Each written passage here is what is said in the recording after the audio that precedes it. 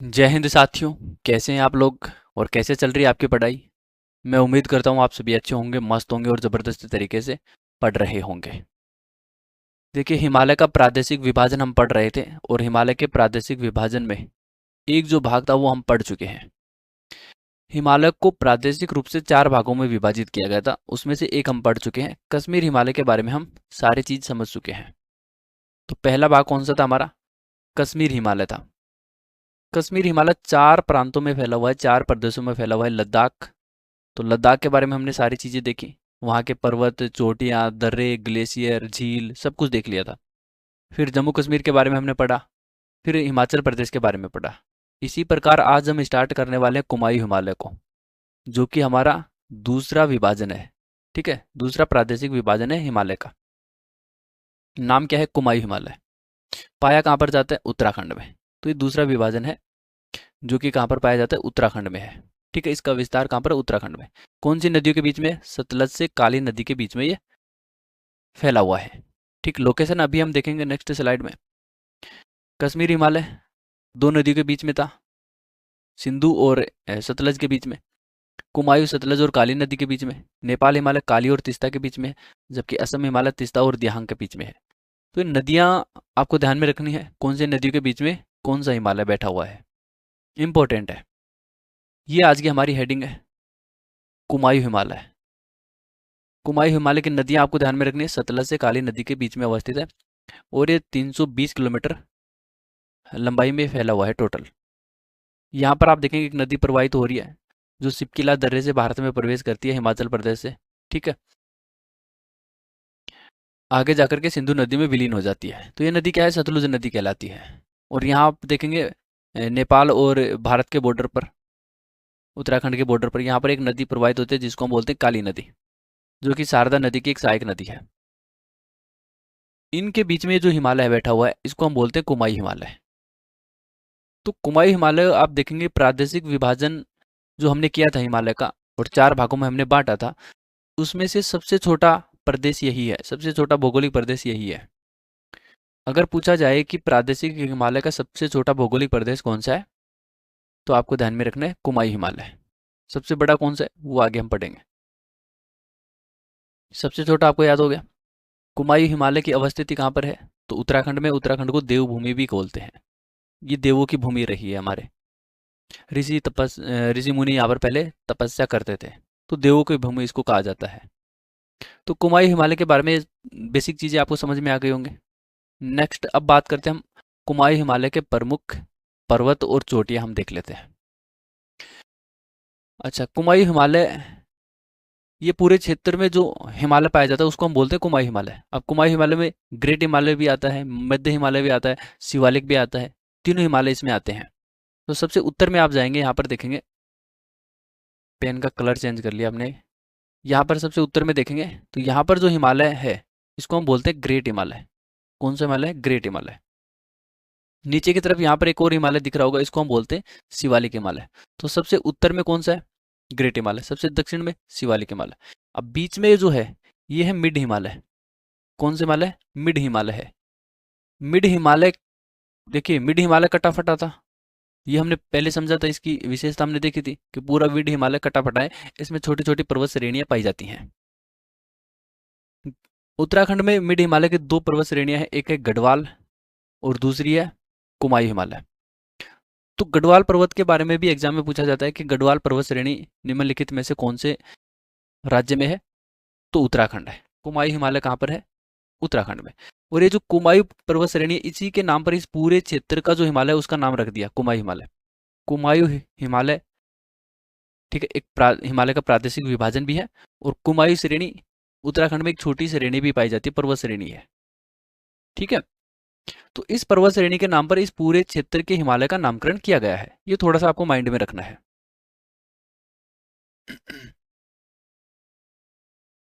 तो प्रमुख पर्वत हमने देख लिया। यहाँ पर ग्रेट हिमालय, शिवालिक, गढ़वाल और कुमायूं पर्वत, ये सारे यहाँ पर पाए जाते हैं। और इस कुमायूं पर्वत के आधार पर ही इस पूरे क्षेत्र के जो क्लासिफिकेशन किया गया वो उसके नाम के आधार पर कर दिया। अच्छा, कुमायूं हिमालय में कुछ चोटियां भी पाई जाती हैं, वो आपको ध्यान में रखना है, जैसे केदारनाथ, ठीक है, बद्रीनाथ। तो केदारनाथ की चोटी कहाँ पर है? उत्तराखंड में। बद्रीनाथ कहाँ पर है? उत्तराखंड में है। कामेट पर्वत उत्तराखंड में। नंदा देवी पर्वत उत्तराखंड में। तो कामेट और नंदा देवी के बारे में बहुत बार एग्जाम में क्वेश्चन पूछा जाता है। इनकी लोकेशन भी कई बार पूछ ली जाती है कि पश्चिम में है, पूर्व में है। ठीक है, तो ये थोड़ा सा आपको माइंड में रखना है। यहाँ पर है हमारी कामेट पर्वत और यहाँ पर है हमारा नंदा देवी पर्वत। तो कामेट पर्वत पश्चिम की तरफ है, उत्तराखंड में पश्चिम की तरफ, जबकि नंदा देवी उत्तराखंड में पूर्व की तरफ है। नंदा देवी और कामेट दोनों ही ग्रेट हिमालय की चोटियां हैं। किस हिमालय की चोटियां हैं? ग्रेट हिमालय की चोटियां हैं, और ये हम पढ़ चुके हैं पहले जब हमने ग्रेट हिमालय पढ़ा था, याद करो। और ग्रेट हिमालय की चोटियां हमने देखी थी, उनका क्रम हमने देखा था, पश्चिम से पूर्व की तरफ क्रम। और हमने ये बताया भी था आपको कि ये क्रम आपको ध्यान में रखना है, क्योंकि एग्जाम में पूछा जाता है। एग्जाम में साफ साफ ये पूछ लिया जाएगा कि निम्नलिखित चोटियों को पश्चिम से पूर्व की तरफ क्रम में लिखो। वो फिर चार ऑप्शन में उनको सेट करके देगा। तो सही जो ऑर्डर है वो आपको चूज करना होता है। तो इनका जो क्रम है वो आपको ध्यान में रखना है। कामेट पश्चिम की साइड में है और नंदा देवी पूर्व की साइड में है। दोनों ही चोटियां ग्रेट हिमालय की चोटियां हैं, ना कि मध्य हिमालय की। ठीक है, ये समझ में आ गया पर्वत और चोटियां। आगे बढ़ते हैं। फूलों की घाटी कहाँ पर पाई जाती है? तो ये आपको ध्यान में रखना है। एक घाटी है जो पूरी तरीके से फूलों से भरी हुई है, सजी हुई है। ये फूलों की घाटी फेमस घाटी है, जो कि उत्तराखंड में पाई जाती है। उत्तराखंड में एक जनजाति पाई जाती है जिसको हम बोलते हैं भोटिया जनजाति। तो भोटिया जनजाति के लोग ये यहाँ पर है। कहाँ पर पाए जाते हैं? उत्तराखंड में। ये जो भोटिया जनजाति के लोग हैं, जब इनको गर्मी लगती है तो ये चोटियों पर चले जाते हैं, जब इनको सर्दी लगती है तो घाटियों में चले आते हैं। तो ये भी अजीब प्रकार के लोग हैं। ग्रीष्म ऋतु जब आती है तो ये बुग्याल में चले जाते हैं। बुग्याल क्या है? याद करो, हमने पढ़ा था। जो अल्पाइन घास के मैदान है, अल्पाइन घास कैसी होती है? बड़ी बड़ी घास होती है। इसमें जो आदमी होता है वो भी पूरा ढक जाता है, आदमी से भी बड़ी होती है। तो ऐसी घासों को अल्पाइन घास बोलते हैं। ऊंचाई वाले क्षेत्रों में पाई जाती है सामान्यतः। तो बुग्याल में चले जाते हैं, घास के मैदानों में चले जाते हैं, वहां पर अपनी भेड़ बकरियों को चराते हैं, रहते हैं, खूब इंजॉय करते हैं। जब इनको सर्दी लगती है, सर्दी का सीजन आता है, तो फिर से ये घाटियों में लौट आते हैं, अपने घरों में लौट आते हैं। तो सर्द ऋतु में ये अपने घरों में वापस लौट आते हैं, घाटियों में लौट आते हैं। तो ये भोटिया जनजाति बहुत ही इंपॉर्टेंट है, एग्जाम में पूछ ली जाती है। तो भोटिया जनजाति कहाँ पर निवास करती है? उत्तराखंड में। बुग्याल या पयार क्या होते हैं? ये मध्य हिमालय की पहाड़ियों पर, ऊंचाइयों पर स्थित अल्पाइन घास के मैदान होते हैं। इस प्रकार के घास के मैदान होते हैं। कौन से हिमालय पर पाए जाते हैं बुग्याल? कौन से हिमालय पर पाए जाते हैं? तो मिड हिमालय पर। ये थोड़ा सा आपको ध्यान में रखना है, मिड हिमालय की ऊंचाइयों पर पाए जाते हैं। उत्तराखंड में इन घास के मैदानों को बुग्याल या पयार कहा जाता है, जबकि जम्मू कश्मीर में इन्हीं घास के मैदानों को मर्ग कहा जाता है, जैसे सोनमर्ग, गुलमर्ग। तो ये क्या है? ये पहले घास के मैदान हुआ करते थे, बहुत बड़े बड़े घास के मैदान हुआ करते थे। वर्तमान में यहाँ पर बस्तियां बस चुकी हैं। तो ये क्या है? एक प्रकार के घास के मैदान थे। ठीक है, तो अल्पाइन घास के मैदानों को जम्मू कश्मीर में मर्ग बोला जाता है, जबकि उत्तराखंड में इनको बुग्याल या पयार कहा जाता है। माइंड में रखना, बहुत ज्यादा इंपॉर्टेंट है घास के मैदान। अब कुमायूं हिमालय के ग्लेशियर हम यहाँ पर देख लेते हैं। ग्लेशियर इंपॉर्टेंट है। उत्तराखंड में 4 ग्लेशियर पाए जाते हैं। चारों की लोकेशन आपको पता होनी चाहिए, इनका ऑर्डर पता होना चाहिए, पश्चिम से पूर्व की तरफ ऑर्डर। ठीक है, जब पश्चिम से पूर्व की तरफ पता होगा तो आप पूर्व से पश्चिम की तरफ इनको आप एडजस्ट कर लेंगे। सबसे पश्चिम में यहाँ पर एक ग्लेशियर पाया जाता है, पिक में आप देख सकते हैं। ठीक है, जहाँ हमने यहाँ पर बहुत ज़्यादा डार्क इसको कर दिया, ग्रीन कर दिया। तो यहाँ पर ये जो ग्लेशियर पाया जाता है इसको हम बोलते हैं यमुनोत्री हिमनद या यमुनोत्री ग्लेशियर, जिससे यमुना नदी निकलती है। इसके पूर्व में यहाँ पर एक और ग्लेशियर पाया जाता है जिसको हम बोलते हैं गंगोत्री ग्लेशियर, जिससे भागीरथी नदी निकलती है, यानी कि गंगा नदी निकलती है। फिर आप आएंगे इससे पूर्व की तरफ, तो यहाँ पर है केदारनाथ। ठीक है, इससे और पूर्व की तरफ आएंगे, यहाँ पर है कामेट पर्वत है। फिर और पूर्व की तरफ आएंगे तो यहाँ पर है पिंडर हिमनद। ठीक, पिंडर हिमनद, पिंडर हिमनद से पिंडर नदी निकलती है। फिर पूर्व की तरफ आएंगे तो यहाँ पर है नंदा देवी पर्वत। फिर और पूर्व की तरफ साइड आएंगे तो यहाँ पर है एक और हिमनद है जिसको हम बोलते हैं मिलाम हिमनद। मिलाम हिमनद इंपॉर्टेंट है। मिलाम हिमनद से शारदा नदी निकलती है। कौन सी नदी निकलती है? शारदा नदी। और काली नदी किसकी सहायक नदी थी? शारदा नदी की। तो शारदा नदी इस प्रकार से निकलती है और काली नदी इस प्रकार से बॉर्डर पर प्रवाहित होती हुई नेपाल और उत्तराखंड के बॉर्डर पर प्रवाहित होती हुई शारदा नदी में विलीन हो जाती है। तो ये जो लोकेशन है ये आपको ध्यान में रखनी है। पश्चिम से पूर्व की तरफ का साइड का ये जो क्रम है ये आपको पता होना चाहिए। मैं इसको मिटा देता हूँ फिर साफ साफ यहाँ पर दिखाई देगा। यमुनोत्री हिमनद, गंगोत्री हिमनद, केदारनाथ है, कामेट पर्वत है, फिर यहाँ पर पिंडर हिमनद है, फिर नंदा देवी है, फिर यहाँ पर मिलाम हिमनद है। तो ये जो सारा क्रम है ये आपको पता होना चाहिए, बहुत ज़्यादा इंपॉर्टेंट है। ठीक है। तो कुमायूं हिमालय के ग्लेशियर। अच्छा, ग्लेशियर कौन से हिमालय में पाए जाते हैं? ग्रेट हिमालय में। तो यमुनोत्री, गंगोत्री, पिंडर, मिलाम ये सारे सारे जो हिमनद हैं ये कौन से हिमालय में है? ग्रेट हिमालय में है। क्योंकि ग्रेट हिमालय की ऊंचाई ज़्यादा है, उस पर बर्फ ज़्यादा पड़ती है, तो ये सारे कहाँ पर हैं? ग्रेट हिमालय में अवस्थित है। याद रहेगा। आगे चले। नेक्स्ट स्लाइड में यहाँ पर दिए गए हैं दर्रे, कुमायूं हिमालय में अवस्थित दर्रे। तो कुमायूं हिमालय में 3 दर्रे हमारे लिए इंपॉर्टेंट है। एक यहाँ पर देखेंगे उत्तराखंड में सबसे पश्चिम साइड में यहाँ पर जो दर्रा है वो है माना, माना दर्रा। यहाँ पर है एक और दर्रा बीच में जिसको हम बोलते हैं नीति दर्रा। और यहाँ पर एक और दर्रा है उत्तराखंड में जिसको हम बोलते हैं लिपुलेख दर्रा। तीनों दर्रों को आपको ध्यान में रखना है और तीनों ही दर्रे ग्रेट हिमालय में है। माना दर्रा, क्योंकि ग्रेट हिमालय के दर्रे इसलिए इंपॉर्टेंट है और ग्रेट हिमालय में जो दर्रे पाए जाते हैं उनको हम ज़्यादा इसलिए पढ़ते हैं क्योंकि ग्रेट हिमालय एक सतत पर्वत श्रेणी है।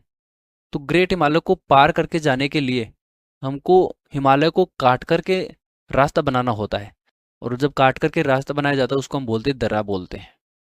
तो माना दर्रा कहाँ पर है? ग्रेट हिमालय में उत्तराखंड में है। नीति दर्रा ये भी ग्रेट हिमालय में उत्तराखंड में है और नीति दर्रे से हम कैलाश भी जा सकते हैं। ठीक है, ऐसा नहीं है कि कैलाश जाने का यही एक रास्ता है। कैलाश जाने के लिए आप लिपुलेख दर्रा का भी प्रयोग कर सकते हैं।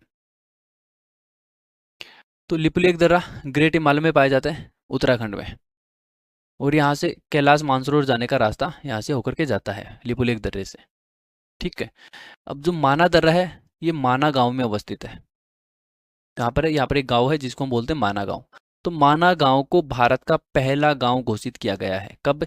अक्टूबर 2022 में इसको पहला गांव घोषित किया गया है। अगर ये पूछा जाए कि भारत का पहला या प्रथम गांव कौन सा है तो माना गांव। कहाँ पर है? उत्तराखंड में है। कौन से दर्रे के पास है? माना दर्रे के पास है। कब घोषित किया गया था? अक्टूबर 2022 में इसको घोषित किया गया है। भारत का प्रथम गांव इसको घोषित किया गया है। ठीक है। सीधे सीधे फैक्ट है, बहुत ही ज्यादा इंपॉर्टेंट फैक्ट है, एग्जाम में बार बार पूछे जाते हैं और पूछे जाते रहेंगे, घुमा फिरा करके पूछे जाते रहेंगे। तो दर्रे तीनों ही इंपॉर्टेंट है। माना, नीति, लिपुलेख तीनों ही कहाँ पर है? ग्रेट हिमालय में उत्तराखंड में है। तो अभी तो ये आपको याद है क्योंकि अभी हम पढ़ रहे हैं इसलिए आपको ये याद हो गए। लेकिन जैसे जैसे समय गुजरेगा 2 महीने 3 महीने फिर आप भूल जाएंगे कि लिपुलेख दर्रा कहाँ पर था। फिर आप सोचते रहेंगे कि यार पढ़ा तो था लेकिन याद नहीं आ रहा। तो रिवीजन साथ साथ करते रहना है। चलिए अब आगे बढ़ लेते हैं। मध्य हिमालय के तथा शिवालिक के बीच में कुछ छोटे छोटे घास के मैदान भी पाए जाते हैं। मिड हिमालय और शिवालिक के बीच में कुछ छोटे छोटे घास के मैदान या चौरस घाटियां पाई जाती है। चौरस घाटियां आपको याद रखना है कि मिड हिमालय और शिवालिक के बीच में कुछ चौरस घाटियां पाई जाती हैं। ठीक है। इन चौरस घाटियों का जो निर्माण होता है वो नदियों द्वारा लाए गए अवसादों के निक्षेप से इनका निर्माण हुआ है।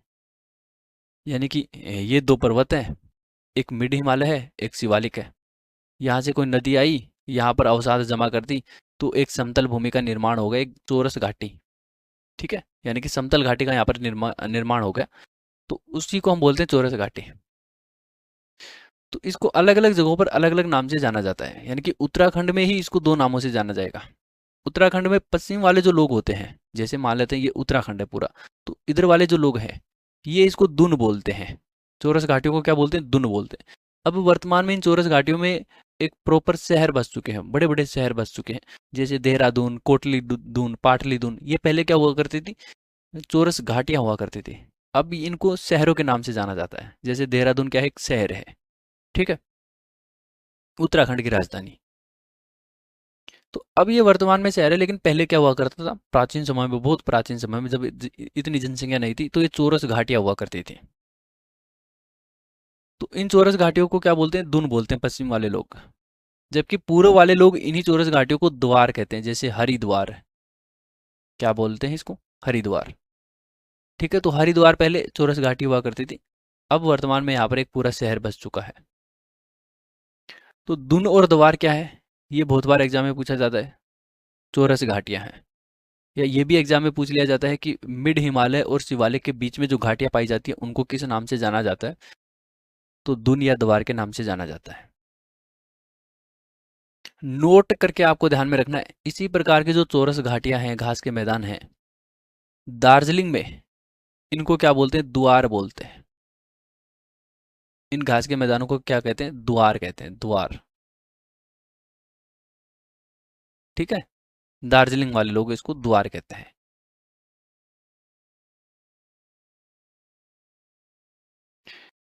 समझ में आ रही है सारी चीजें। आगे बढ़ते हैं। कुमायूं हिमालय में कुछ हिल स्टेशन भी पाए जाते हैं, जैसे अल्मोड़ा, नाम आपको याद रखना है। अल्मोड़ा हिल स्टेशन कहाँ पर है, कोसानी। रानीखेत कहाँ पर है, तो रानीखेत इंपॉर्टेंट है। ठीक है, रानीखेत एक्सप्रेस भी चलती है, रानीखेत रेलवे स्टेशन है। नैनीताल, भीमताल। तो इस प्रकार के जो हिल स्टेशन है ये कहाँ पर है, ये उत्तराखंड में है। ये पर्यटन के लिए आकर्षण का केंद्र रहे हैं, तो इसलिए यहाँ पर बार बार क्वेश्चन पूछे जाते रहे हैं। उत्तराखंड को प्रयागों की भूमि भी कहा जाता है। प्रयाग क्या होते हैं, जहाँ पर नदियों का संगम होता है उसको प्रयाग बोलते हैं। उत्तराखंड में पंच प्रयाग पाए जाते हैं। कितने प्रयाग, 5 प्रयाग पाए जाते हैं, पांचों इंपॉर्टेंट है। हालांकि जब हम नदियाँ पढ़ेंगे तब इन प्रयागों को वहाँ पर डिटेल से देखेंगे, लेकिन अभी आपको याद रखना है कि सबसे ऊपर यहाँ पर जो प्रयाग पाया जाता है उसको हम बोलते हैं विष्णु प्रयाग है। कौन सी 2 नदियां आकर यहाँ पर मिलती हैं, तो 2 नदियों का ही संगम स्थल है। यहाँ पर 2 नदियां आकर के मिलती है, एक है विष्णु गंगा, एक है धौली गंगा। विष्णु गंगा और धौली गंगा। ठीक है, ये जो विष्णु गंगा है ये बद्रीनाथ से निकल करके आती है। बद्रीनाथ से निकल करके आती है, कहाँ से, बद्रीनाथ से। तो बद्रीनाथ अगर पूछा जाए कि कौन सी गंगा या कौन सी नदी के किनारे अवस्थित है, तो विष्णु गंगा के किनारे अवस्थित है।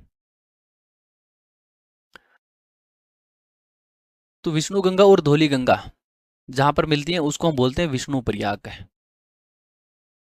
ठीक, विष्णु गंगा और धौली गंगा मिलने के बाद में ये जो नदी है वो अलकनंदा नदी कहलाएगी। कौन सी नदी कहलाएगी, अलकनंदा कहलाएगी। फिर ये यहाँ पर ये देखिए, ये आ रही है हमारी, इसको थोड़ा सा ब्लैक कर लेते हैं। ये आ रही है हमारी विष्णु गंगा, और यहाँ से आ रही है धौली गंगा। दोनों आकर के यहाँ पर मिली तो इसको हमने बोल दिया विष्णु प्रयाग। फिर ये आगे जाकर के क्या कहलाई, अलकनंदा कहलाई। ठीक, इस अलकनंदा नदी में एक और नदी आकर के मिल गई इधर से, लेफ्ट साइड से।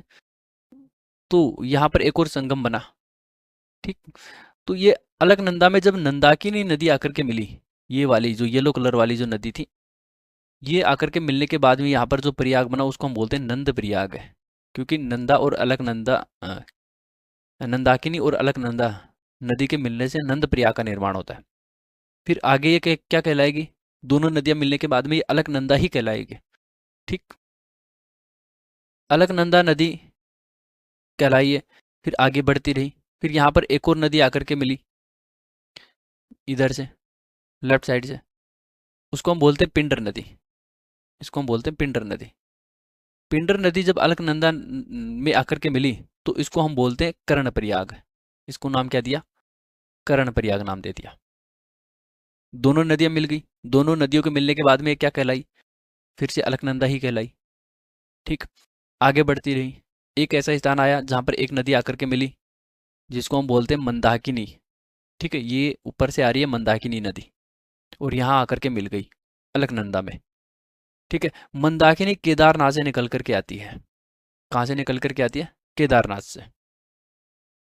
बद्रीनाथ से कौन सी नदी निकल करके आ रही थी, विष्णु गंगा। केदारनाथ से मंदाकिनी। ये नदियां इंपॉर्टेंट है। और उत्तराखंड के जो पंच प्रयाग है ये बहुत ज्यादा इंपॉर्टेंट है, क्योंकि जल्दी से याद नहीं होते हैं लोगों के, और यहाँ से बार बार क्वेश्चन पूछे जाते रहे हैं। तो केदारनाथ कौन सी नदी के किनारे अवस्थित है, मंदाकिनी नदी के किनारे अवस्थित है। ठीक है, तो अलकनंदा और मंदाकिनी जहाँ पर आकर के मिली हैं उसको हम बोलते हैं रुद्रप्रयाग। तो इस प्रयाग को हम बोलते हैं रुद्रप्रयाग। उसके बाद में ये नदी फिर से अलकनंदा ही कहलाएगी। ठीक है, अलकनंदा कहलाई, ये आगे बढ़ती रही। तो यहाँ पर एक और नदी आकर के मिली देवप्रयाग में, जिसको हम बोलते हैं भागीरथी नदी। तो ये है हमारी भागीरथी नदी। तो भागीरथी और अलकनंदा जहाँ पर आकर के मिलती हैं उसको हम बोलते हैं देवप्रयाग। और इसके आगे ये जो नदी है वो गंगा कहलाएगी। अब इसको अलकनंदा या भागीरथी नहीं बोलेंगे, अब इसको क्या बोलेंगे, गंगा बोलेंगे। तो गंगा जो नदी है उसका नामकरण देवप्रयाग से आगे उसको गंगा बोला जाता है। ठीक है, जब ये गंगोत्री यमुना से निकल करके आती है तो इसको भागीरथी बोला जाता है। और जब ये इधर केदारनाथ से आती है तो इसको फिर अलकनंदा के नाम से जाना जाता है। और इसमें छोटी छोटी नदियां आकर के मिलती रहती हैं। तो गंगा का उद्गम दो नदियों के मिलन से होता है, एक है अलकनंदा और एक है भागीरथी। तो दोनों नदियां मिलकर के आगे क्या कहलाएंगे, गंगा नदी कहलाएंगी। तो ये है 5 प्रयाग। पांचों प्रयागों के नाम आपको ध्यान में रखना है। विष्णु प्रयाग, विष्णु गंगा और धौली गंगा के मिलने से बनता है। नंद प्रयाग, अलकनंदा और मंदाकिनी नदी यहाँ पर आकर के मिलती हैं। कर्ण प्रयाग में अलकनंदा और पिंडर नदी आकर के मिलती हैं। रुद्र प्रयाग में अलकनंदा और मंदाकिनी आकर के मिलती हैं। देव प्रयाग में अलकनंदा और भागीरथी आकर के मिलती हैं। ठीक है, फिर आगे जाकर के ये गंगा नदी कहलाएगी। फिर गंगा नदी में एक और नदी आकर के मिलेगी जिसको हम बोलते हैं यमुना। और ये यमुनोत्री ग्लेशियर से यहाँ से निकल करके आएगी इस प्रकार आगे बढ़ते हुए। ठीक है, इस प्रकार से ये आगे जाकर के मिल जाती हैं। कहाँ पर मिलती हैं, प्रयागराज में। ठीक, जहाँ पर कुंभ का मेला लगा था। तो यहाँ पर दोनों नदियाँ आकर के मिल जाती हैं। फिर उससे आगे ये गंगा ही कहलाएगी। फिर इसे आगे इसको क्या कहा जाएगा, गंगा ही कहा जाएगा। तो इस प्रकार से सारे प्रयाग आपको ध्यान में रखने हैं, बहुत ही ज़्यादा इंपॉर्टेंट है। ठीक है, तो आज की इस वीडियो में हमने कुमायूं हिमालय के बारे में अच्छे से समझा है। कुमायूं हिमालय उत्तराखंड में पाया जाता है और उत्तराखंड में जो भी चीज़ें पाई जाती है, ग्लेशियर, दर्रे, ठीक है, और क्या बोलते हैं, चोटियाँ, पर्वत, सब हमने एक एक करके पढ़ लिया है। घास के मैदान, सारी चीज़ें हमने देख ली हैं। तो आज की इस वीडियो में हमारा जो कुमायूं हिमालय है वो कंप्लीट होता है। नेक्स्ट वीडियो में हम अगला प्रकार हम पढ़ेंगे। ठीक है, तब तक के लिए धन्यवाद, थैंक यू। पढ़ते रहिए और मस्त रहिए।